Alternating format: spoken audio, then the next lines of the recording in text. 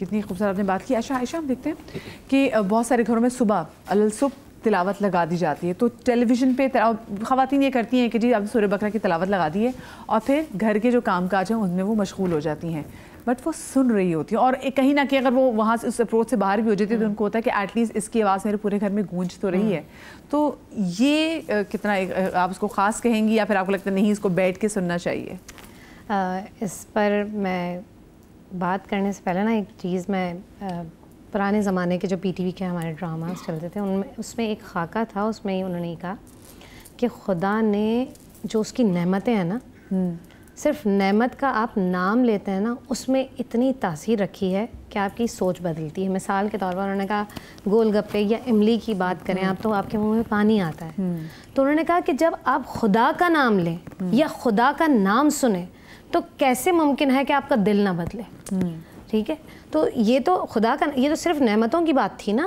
آپ جب خدا کا نام سنتے ہیں دل پہ اثر ہوگا.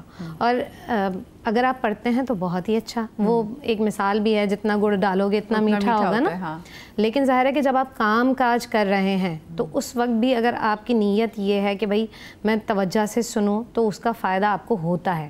کیونکہ قرآن کا یہ وعدہ ہے کہ قرآن میں یہ فرمایا گیا ہے کہ قرآن ذکر خدا کا آپ کے دل کو سکون دیتا ہے. تو صبح کے وقت اگر آپ یہ، اور دیکھیں جو اچھی وائبز ہوتی ہیں نا اس سے آپ خود بھی اچھا فیل کرتے ہیں، اور اچھا فیل کرنے کے بعد کیا ہوتا ہے آپ معاشرے کے لیے بھی اچھے بن جاتے ہیں نا. تو صبح کے وقت تو لازمی طور پر سورہ بقرہ کو سنا بھی جائے اور اس کی تلاوت بھی کی جائے. نبی پاک صلی اللہ علیہ وسلم ارشاد فرماتے ہیں اپنے گھروں کو قبرستان نہ بناؤ. اور اب قبرستان کیسے؟ یعنی کہ ایسا گھر جہاں پر شیطان بہت کثرت سے آتا ہے. ٹھیک ہے، نبی نے فرمایا کہ سورہ بقرہ پڑھا کرو، یہاں سے شیطان بھاگتا ہے. ٹھیک ہے، تو کوشش کریں، اگر آپ پورا سورہ نہیں پڑھ سکتے ہیں تو اس کے کچھ بنا لیں کہ بھائی ایک دن میں اتنا پڑھ لوں گی، ایک دن میں اتنا پڑھ لوں گی، اور اسے تلاوت لازمی کریں.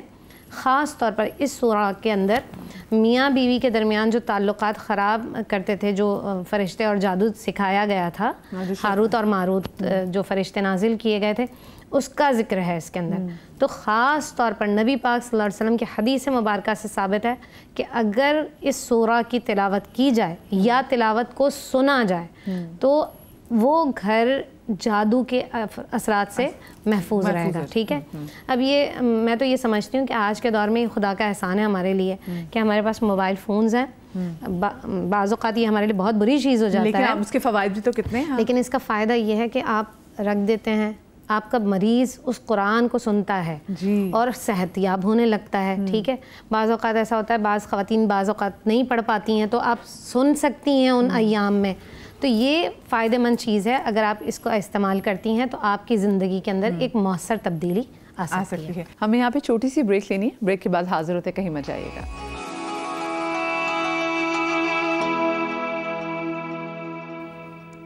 جی بسم اللہ الرحمن الرحیم. بریک کے بعد آپ کو ایک بار پھر سے خوش آمدید کہتے ہیں. اچھا، جب سورہ بقرہ کے جو آخری 2 آیات کے حوالے سے بات کرتے ہیں اور کہا جاتا ہے کہ ان کو رات سے سونے سے پہلے پڑھا جائے تو اس کی بھی بڑی فضیلت ہے، ذرا اس پہ بھی ذرا روشنی ڈالیے گا. دیکھیے، اس لیے یہ 2 آیات ہیں، ان کے بعد جو کہا گیا کہ فقط ان 2 کے لیے کہا گیا کہ مکی بھی ہیں یہ. ٹھیک ہے نا، ان 2 آیات میں جو گفتگو ہے عبد اور معبود کے درمیان میں، ٹھیک ہے، کہ میں تجھ پر توکل کرتا ہوں، تجھ پر انحصار کرتا ہوں. ٹھیک ہے، تو ہی رحم کرنے والا ہے مجھ پر، تو ہی لطف کرم کرنے والا ہے، تو ہی مجھے ہر طرح کے اعصاب محفوظ کرنے والا ہے.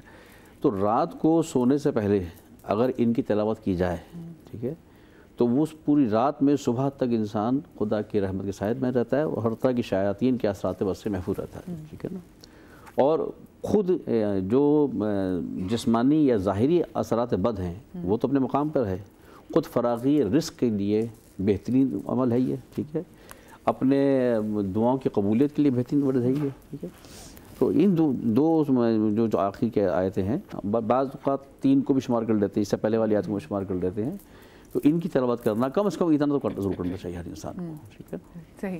اچھا، ایسے رزق کے لیے اگر ہم چاہیں کہ ہمارے گھر میں رزق کی فراوانی ہو، جیسے ہم اکثر جب شوز کرتے ہیں تو ہماری بہنوں کی کال آتی ہے جو بہت زیادہ پریشان ہوتی ہے، وہ کہتے ہیں ہمیں بتائیں ہم کیا کریں، تو ان میں سے کون سی آیت پڑھ سکتی ہیں؟ بسم اللہ الرحمن الرحیم. پورے سورہ بقرہ کی ماشاءاللہ ہر ایک آیت کا اپنا ایک نور ہے. اچھا، کچھ لوگوں میں نسخے وظائف کی صورت میں بتاتا ہوں. وہ مریض کے جن کو ایک خوف رہتا ہے. اچھا، کبھی کبھی ایسا بھی ہوتا ہے کہ جب بلیک میجک ہو، جادو کے معاملات ہوں، تو خوف بھی سحر ہوتا ہے جس میں مریض کو نا خوف طاری رہتا ہے. تو قرآن مجید فرقان حمید کی سورہ پہلے پارے کی جو آخری آیت میں سے فَسَيَفِّكُمُ اللَّهُ وَهُوَ السَّمِيعُ الْعَلِيمُ، یہ شخص اگر تلاوت کرتا رہے گا فَسَيَفِّكُمُ اللَّهُ کہ میرے لیے اللہ سبحانہ و تعالیٰ کی ذات کافی اور بے شک وہ سننے والا ہے، تو اس سے خوف ڈر اس کا نکلتا رہے گا. اسی طرح کے علماء نے ہماری اور اکابرین اور یہ کاملین نے کہا رزق کے حوالے سے 7 مرتبہ ایک ہی نشست کے اندر سورہ بقرہ 7 آدمی جمع ہو جائیں، 3 یا 5 آدمی عورتیں ایک ہی نشست میں 7 مرتبہ سورہ بقرہ پڑھیں گی تو اس سے انشاءاللہ رزق کے اندر انشاءاللہ اللہ سبحانہ وتعالی کشادگی عطا فرمائے گا. اسی طرح آیت الکرسی اسی کے اندر ہے، اس کی کثرت کریں 313 مرتبہ، اس سے انشاءاللہ برکت ہوگی. آخری رکوع کے حوالے سے ہے، پہلا رکوع ہے، پھر اس میں کچھ جیسے 12ویں رکوع کی 2 آیات ہیں جی، یا ایھا الذین لا تقرؤا عینا، اس کے اگلی والی آیت، یہ آیت 100 مرتبہ پڑھ لیں. رزق کے حوالے سے بہترین ہے، دل کی کشادگی کے حوالے سے بہترین ہے. پھر اسی طرح جو بچے نافرمان ہوتے ہیں وَإِذَا أَخَذَ اللَّهُ مِيثَاقَ النَّبِيِّينَ، یعنی کہ پہلے سپارے کا جو 9واں رکوع ہے جی، اس کی پہلی آیت وَإِذَا أَخَذَ اللَّهُ مِيثَاقَ النَّبِيِّينَ، یہ آیت پڑھ کے اپنے بچوں پہ دم کریں تو انشاءاللہ اس سے بہت زیادہ بہترین ہوگے. وہ گھر جو ویران ہو جاتے ہیں، یعنی آپ کسی گھر میں داخل ہوں تو آپ کو ایسا لگتا ہے کہ یہاں کو یعنی کہ ایک عجیب سی کیفیت ہے، یعنی کہ مطلب کچھ گھر آباد بھی ہوتے لیکن وائبز جو ہیں ویرانی والی آ رہی ہوتی ہیں. ہاں، میں اس جملے پہ لانا چاہ رہا تھا. اس گھر کے لیے آقا علیہ الصلوۃ والسلام کا فرمان عالی شان ہے کہ جس گھر میں سورہ بقرہ پڑھی جائے، سنی جائے، وہاں وہ گھر کبھی ویران نہیں ہوتا. تو آپ نئے گھر میں داخل ہو رہے ہیں یا آپ کا گھر، آپ ہی سمجھتے ہیں کہ میرے گھر میں نظر بہت زیادہ ہو گئی ہے، میرا کاروبار تھا، اچھا میرے بچے اکثر بار بار بیمار ہو رہے ہیں، کبھی کوئی اٹھتا ہے، کبھی کوئی گر جاتا ہے، کبھی کوئی گرتا ہے، کبھی کوئی اٹھ جاتا ہے، اس طرح آپ سن رہے ہوتے ہیں، وہ نظر بد کے حوالے سے ہوتا ہے. تو آپ روز سورہ بقرہ نہیں پڑھ سکتے پوری، تو آپ 1 رکوع پڑھ لیں، 2 رکوع پڑھ لیں، 3 رکوع پڑھ لیں، 5، جو آپ کو آسانی ہو. آپ 7 دن میں سورہ بقرہ ختم کر لیں، یہ بھی بہت بہترین ہوتا ہے. اچھا، وہ بچے جو بار بار بیمار ہوتے ہیں، ان بچوں کے لیے ہے کہ عرق گلاب یا ویسی پانی کے اندر 1 مرتبہ یا 3 مرتبہ سورہ بقرہ پڑھ کر دم کر کے ان کو پلایا جائے. عرق گلاب کو پانی میں ڈال کے، عرق گلاب کو. اچھا، آنکھوں کے حوالے سے بھی ہے، ان میں ڈالا جائے، پیا جائے. جہاں زخم کے حوالے سے بھی ہے کہ آپ اس مرہم پر یا اس پانی پہ دم کر کے لگائیں تو انشاءاللہ اللہ سبحانہ و تعالیٰ آپ کو شفا عطا فرمائے. آج کل تو مائیں بہت پریشان بھی ہیں، بچوں کو اسپیچ ڈیلے کے بہت ایشو آ گیا ہے. یہ بڑا اچھا، اس میں اب ایک تو یہ بھی ہے، اس کے علاوہ بھی سورۃ طٰہٰ کی قال رب اشرح لی صدری ویسر لی امری واحلل عقدۃ من لسانی یفقہوا قولی، یہ پڑھ کے دم کیا جائے. یا پھر بچوں کے حوالے سے جب اگر سورہ بقرہ یا سورہ بقرہ کی آیت الکرسی یا پھر 12واں رکوع یا پھر فسیفکم اللہ وہو السمیع العلیم، یہ پڑھ کر، یا پھر اس کے دوسرے پارے میں تیسرے رکوع کی آخری آیت ہے وَإِلَٰهُكُمْ إِلَٰهٌ وَاحِدٌ لَا إِلَٰهَ إِلَّا هُوَ الرَّحْمَٰنُ الرَّحِيمُ، کھجور پر یا چھوارے پر وہ دم کر کے بچوں کو کھلایا جائے تو جو آپ کے بولنے میں جو تکلیف ہوتی ہے، لکنت آتی ہے، وہ انشاءاللہ ختم ہو جائے گی. اسی طرح بچوں کا حافظہ بہت خراب ہوتا ہے، حافظہ جن کا خراب ہے ان کے لیے کہ وہ کھانے پر پانی میں دم کر کے بچوں کو پلاتے رہیں تو انشاءاللہ اس سے بہت زیادہ افاقہ ہوگا. گھر میں لڑائی جھگڑے ہوں گے وہ ختم ہو جائیں گے، نفرتیں ختم ہو جائیں گی، بے روزگاری کا معاملہ ختم ہوگا، کیونکہ نبی صاحب نے فرمایا کہ اس میں اتنی کثرت سے فرشتے اترتے ہیں. اچھا، میں یہاں میرا وجدان کہتا ہے جب آپ سورہ بقرہ پڑھتے ہیں یا سورہ رحمان پڑھتے ہیں، سورہ کوثر پڑھتے ہیں، ایک تو فرشتوں کا نزول ہو رہا ہے، دوسرا وہاں انسان موجود ہیں، تیسرا نیک جنات آ جاتے ہیں. تو اللہ کی 3 مخلوقات جمع ہوتی ہیں قرآن پڑھنے میں.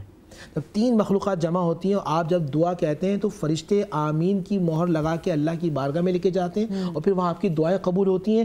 وہ گھر جو باعث پریشانی کا باعث تھا وہ باعث رحمت ہو جاتا ہے اور گھر میں سکون ہو جاتا ہے. کتنی پیاری بات کی. اچھا، مجھے جواب بھی بتائے گا کہ صبر اور نماز سے مدد مانگو، یہ آیت میں سورہ بقرہ میں ملتی ہے اور بڑا سہارا بھی ہے یہ ہمارے لیے. یہ تلقین کیوں گئی ہے اس میں جو اسپیسیفکلی کہ صبر اور نماز سے مدد مانگو؟ اس میں بسم اللہ الرحمن الرحیم. پہلے تو میں چونک گیا، یہ آپ کیا کہہ رہی ہیں نماز اور صبر سے مدد مانگیں، تو آیت ہے قرآن مجید کی الحمدللہ. اور دیکھیں یہ پیغام ہے سننے والوں کے لیے. تو قرآن مجید تو اپنے حرف حرف میں نور ہے. ہر حرف میں نور ہے. الف لام میم سے آغاز کیا تھا نا مولانا نے اس کا, کیا عجیب و غریب شان ہے. میں اس آیت کی طرف بھی آتا ہوں. الف لام میم حروف مقطعات سے بات شروع ہوئی, پھر آگے جا کے جو ہے وہ ہدی للمتقین, یہ تو متقین کے لیے ہدایت ہے. اچھا ایک جگہ قرآن نے کہا ہدی للناس, لوگوں کے لیے ہدایت ہے. ایک جگہ کا ہدی للمومنین, ایک جگہ کا ہدی للمتقین. اور تینوں باتیں قرآن میں, ایک جگہ کہتا ہے لوگوں کے لیے ہدایت ہے, ایک جگہ کہتا ہے مومنین کے لیے ہدایت ہے, ایک جگہ کہتا ہے تقوی کے لیے, متقین کے لیے ہدایت ہے. تو یہ تینوں باتوں میں اختلاف نہیں ہے, یہ 3 درجے ہیں. انسانوں کے لیے عمومی طور پہ آخری کتاب ہے, اگر ایمان لا کر اس پر اس کو پڑھو گے تو مومن. اب عمل کرنے کے منزل پر جب آؤ گے تب متقی, اور تب تمہارے لیے قرآن واقعاً ہدایت کی کتاب بنے گا. ورنہ قرآن مجید زبان سے لقلقہ نہیں ہے صرف کہ قرآن ہماری کتاب ہے. تو اس کے مطابق متقی اوپر ہے, مومن اوپر ہے کیا؟ اس کے مطابق جیسے ہے کہ متقین وہ اوپر ہیں یا جو مومن ہے وہ نہیں, متقین کا بڑا درجہ ہے.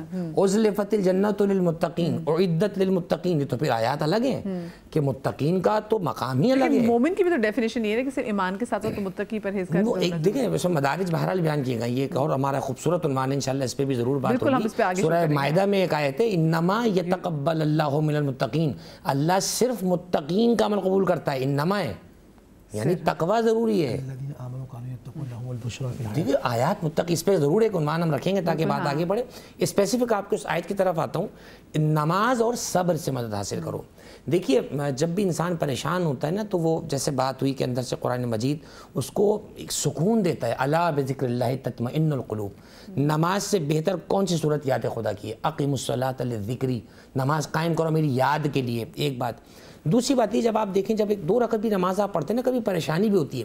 مولانا متقین سے کسی نے پوچھا آپ نے بڑے بڑے سرماؤں کو پچھاڑ دیا, آپ کے پاس ایسی طاقت, تو فرماتے تھے میں جب بھی کسی مہم پہ جاتا تھا تو میں 2 رکعت نماز اپنے خالق کی بارگاہ میں ہدیہ کرتا تھا تاکہ اس طاقت و قدرت کی زکوٰۃ ادا کر دوں جو اللہ نے علی کو عطا کی ہے. یہ مولانا متقین ہے. تو ہمیں تو اس بات کی طرف 2 رکعت نماز پڑھ کے وہ سکون آپ فیل کرتے ہیں. میں یقین سے آپ کو کہہ رہا ہوں لٹرلی ووکیبلری میں وہ الفاظ نہیں ہیں اس سکون کو ہم لفظوں میں بیان کر سکیں. وہ جو سکون آپ کو آتا ہے نا اندر سے, میں مطمئن ہو گیا. میں نے سب کے لڑائی جھگڑے تانے دشمنیاں حسد میں اپنے رب کے امان میں آ گیا.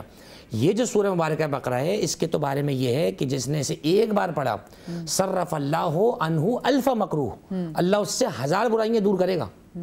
1000 برائیاں دنیا کی, 1000 برائیاں آخرت کی. وَأَيْسَرُ مَكْرُوهَ الدُّنْيَا الفقر, فرمائے دنیا کی آسان ترین جو برائیاں دور اس میں سے کرے گا یہ غریبی ہے, اور قیامت میں آسان ترین جو سے دور کی جائے گی وہ عذاب قبر ہے.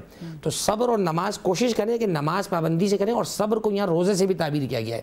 ہم رمضان کے قریب آ رہے ہیں, روزہ رکھیں صبر کے ساتھ اور پھر ان آیات کو پڑھیں تو انشاءاللہ یہ آیت اپنا رنگ بھی دکھائیں گی, اپنی خوشبو بھی آپ کو محسوس کروائیں گی. کتنی خوبصورت بات کی.